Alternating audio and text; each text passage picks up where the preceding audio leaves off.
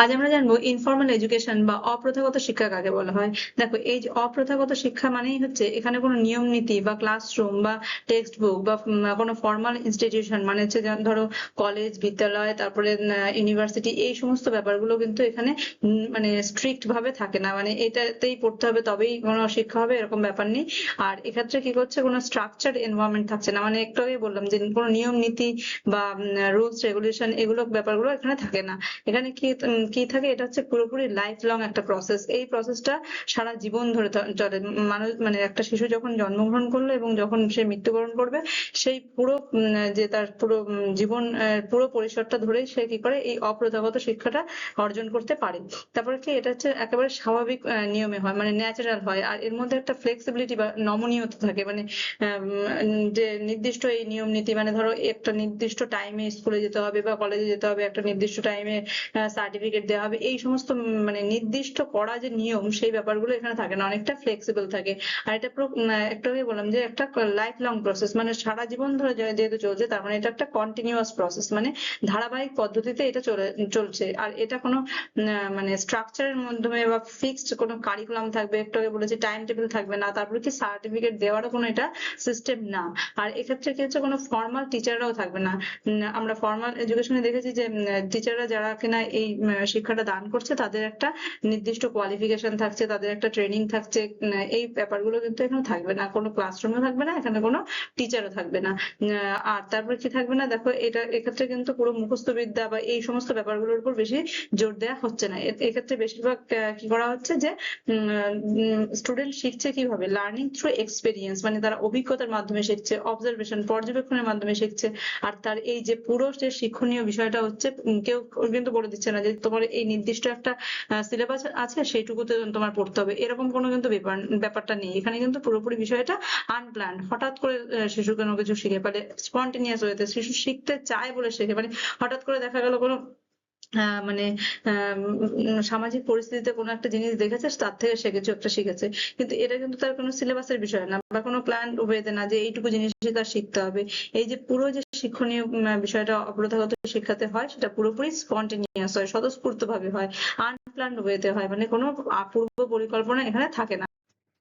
এই ইনফর্মাল এডুকেশনের যে সমস্ত সোর্স গুলোর মধ্যে দেখো, ফ্যামিলি একটা প্রথম সোর্স, কারণ ফ্যামিলিতেই একটা শিশু কি করে জন্মগ্রহণ করে এবং সেখান থেকে সে তার সামাজিক শিক্ষা বা তার ল্যাঙ্গুয়েজ যে ডেভেলপমেন্ট, সবকিছুই কি হয় ফ্যামিলির মাধ্যমে হয়। তারপরে কি friends and peer group, friend মানে হচ্ছে বন্ধু বান্ধব এবং বন্ধু বান্ধবের যে দল, এর মাধ্যমে শিশু কি করে শেখে, তার যে প্রথম যে সামাজিক যে সমস্ত মেলবন্ধন বা সামাজিক যে সমস্ত সম্পর্ক, সেইগুলো সব গড়ে ওঠে কি এই ফ্রেন্ডস এবং পিয়ার গ্রুপের মাধ্যমে। তারপর কি মিডিয়ার মাধ্যমে কি হয়, যে কোনো একটা স্টুডেন্ট কি করতে পারে বা যে কোনো একজন ব্যক্তি কি করতে পারে, সমস্ত বিশ্বের সঙ্গে তার একটা মানে খবরটাকে সে রাখতে পারে, বিশ্বের সমস্ত জায়গার সঙ্গে সে একটা ওয়াকিবহাল হতে পারে। এবং এইভাবে সে তার কি করতে পারে, ইনফর্মাল এডুকেশনটা নিতে পারে।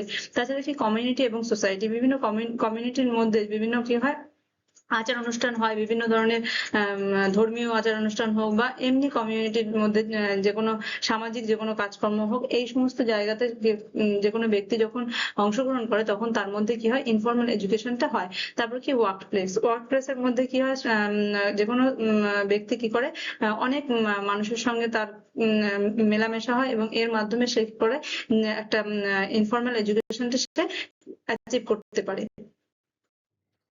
এবার দেখে নিই যে এই ইনফর্মাল এডুকেশনের কি কি সুবিধা আছে। দেখো, এটা একেবারে কোনো টাকা পয়সার বেশি একটা দরকার হয় না, যে কোনো মানুষই ইনফর্মাল এডুকেশন নিতে পারে এবং এটা সবার কাছে সহজলভ্য হয়। কারণ কি এক্ষেত্রে কোনো টাকা পয়সার দরকার নেই, কোনো নিয়ম কানুনের দরকার নেই, কোনো নির্দিষ্ট সময় এটা নিতে হবে এরকমও কোনো ব্যাপার নেই, যার ফলে সমস্ত ব্যক্তি এটা নিতে পারে। আর এটা কি করে, মানে ক্রিয়েটিভিটিকেও কিন্তু এনকারেজ করে। কারণ ঠিক ক্রিয়েটিভিটি কখন এনকারেজ হয়, যখন বাইরে থেকে বেশি প্রেশার না হয়, স্টুডেন্ট নিজের মতন করেই শিখতে পারে, তার ফলে কি নিজের যে ভেতরের সত্তাটাকে জাগরিত করার একটা জায়গা থাকে। তারপরে কি এটা মানে নিজের মতন করে একটা স্টুডেন্ট শিখতে পারে, মানে নিজের যে পেস, নিজের যে গতি, শেখার যে গতি, সেই অনুযায়ী সেই স্টুডেন্ট শিখতে পারে। কোন স্টুডেন্ট দেখা যায় বেশি তাড়াতাড়ি শিখতে পারে, কোন স্টুডেন্ট দেখা যাচ্ছে কম তাড়াতাড়ি শেখে। সেক্ষেত্রে কি হচ্ছে, স্কুলে যদি এই ব্যাপারটা হয়, তাহলে যারা কম করে শেখে তারা কিন্তু বেশি যারা শিখে ফেলছে, তার ফলে দুজনের মধ্যে একটা ফারাক হয়ে যায়, তাদের আর শেখার অতটা জায়গা থাকে না। কিন্তু এই ক্ষেত্রে কি হচ্ছে, যে কোনো স্টুডেন্ট তার নিজের মতন করে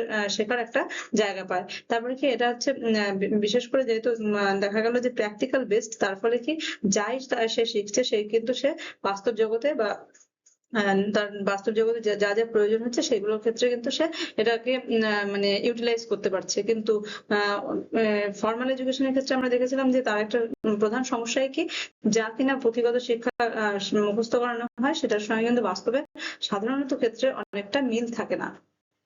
দেখো এবার দেখি যে ইনফর্মাল এডুকেশনের কি ডিসঅ্যাডভান্টেজ বা অসুবিধাটা কি। অসুবিধাটা হচ্ছে একটাই, যেটা হচ্ছে সুবিধা ছিল কি যে স্ট্রাকচার না বা অর্গানাইজড না, যার ফলে কি হচ্ছে যে কোনো কেউ নিতে পারছে। কিন্তু এখানে আরেকটা সমস্যা থেকে যাচ্ছে যে স্ট্রাকচার্ড ওয়েতে থাকলে যে ব্যাপারটা হয় যে না, এক বছরে আমি 10টা জিনিস শিখবো বা 5টা জিনিস শিখবো, সেগুলো কি হচ্ছে সেই জিনিসগুলো একটা স্ট্যান্ডার্ডাইজ ওয়েতে আসছে, নির্দিষ্ট দেখা গেল ট্রেনিং প্রাপ্ত শিক্ষকেরা শেখাচ্ছে। সেক্ষেত্রে কি হচ্ছে স্টুডেন্টের যেটুকু জ্ঞান সে নেবে সেই জ্ঞানের কিন্তু একটা মানে কি বলতে পারো যে ঝাড়া মাজা করা একটা জ্ঞান, যে জ্ঞানের মধ্যে বিশুদ্ধ জ্ঞানটাই বেশি থাকে। কিন্তু অনেক সময় দেখা যাচ্ছে যে ইনফর্মাল এডুকেশনের সময় যে কোন জিনিসটা আমাদের শিক্ষণীয়, কোন জিনিসটা আমাদের শিক্ষণীয় না, এটাই কিন্তু আমরা বুঝতে পারি না, যার ফলে কি হচ্ছে অনেক কিছু খারাপ জিনিস আমাদের শেখা হয়ে যায়। তারপরে কি নো সার্টিফিকেশন, এক্ষেত্রে কিন্তু কোনো রকম মানে সার্টিফিকেট দেওয়া হয় না, যার ফলে কোনো স্টুডেন্ট দেখা যাচ্ছে ইনফর্মাল ওয়েতে অনেক কিছু শিখেছে, কিন্তু কাউকে যদি বলতে যায় যে আমি অনেক কিছু শিখেছি, সেক্ষেত্রে কিন্তু কেউ সেটা মানে